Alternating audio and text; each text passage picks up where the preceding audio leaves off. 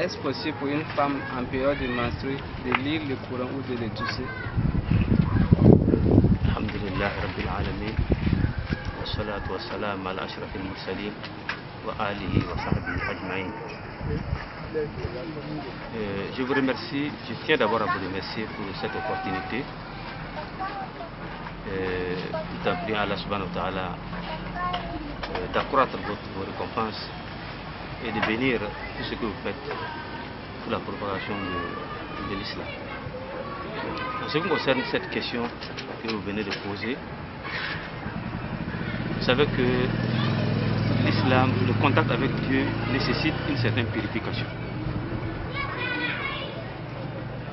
Au préalable, il est demandé aux musulmans de purifier d'abord leur cœur, de se purifier de l'associanisme et des mots qui troublent la foi de l'homme.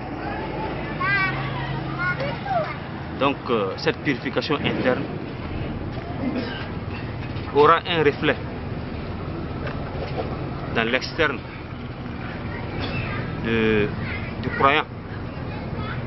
Et c'est pourquoi à chaque fois qu'intérieurement on est pur, vous verrez qu'à l'extérieur, en ce qui concerne la tenue vestimentaire, vous verrez que la personne, en tout cas, et dans tout son entourage, et dans tout ce qu'il fait, il opte toujours pour la propriété. Et c'est pourquoi dans un hadith, le prophète sallallahu alayhi wa sallam qui dit At-tahur shatrul iman. At-tahur, c'est l'excès, c'est l'abondance de la pureté. C'est être toujours attaché à cette pureté-là. Alors quand vous voyez quelqu'un comme ça, sachez effectivement qu'il a la moitié de la foi. Shatrul iman. Donc c'est purifier pour être en contact avec l'être qui est le plus pur, qui est Allah subhanahu wa ta'ala. Cela nécessite des ablutions, ça nécessite après la purification interne, comme je viens de le dire. Et donc, il est exclu ici, il est exclu, alors toute impureté délibérée, c'est-à-dire quand on prend conscience de la présence de cette impureté-là, il est hors de question en tout cas de vouloir prendre contact avec Dieu. En ce qui concerne la prière, la touche du Coran et autres. Et c'est pourquoi, quant à la femme, quand elle est dans son état de menstruée,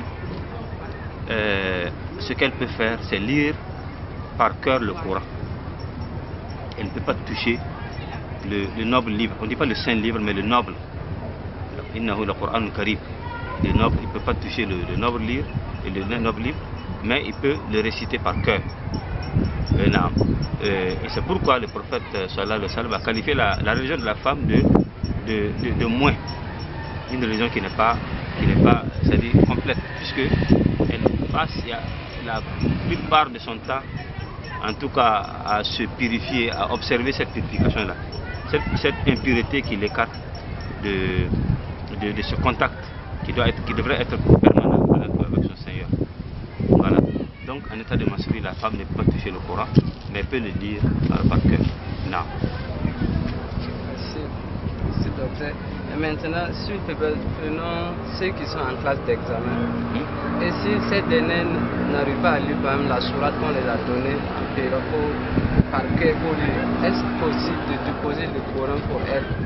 Elle peut lire le Coran sans la toucher ou bien c'est impossible aussi de lire le Coran?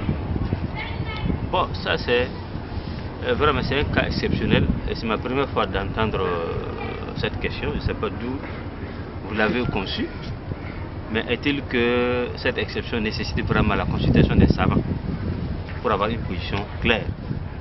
Mais avant de le consulter, je dirais que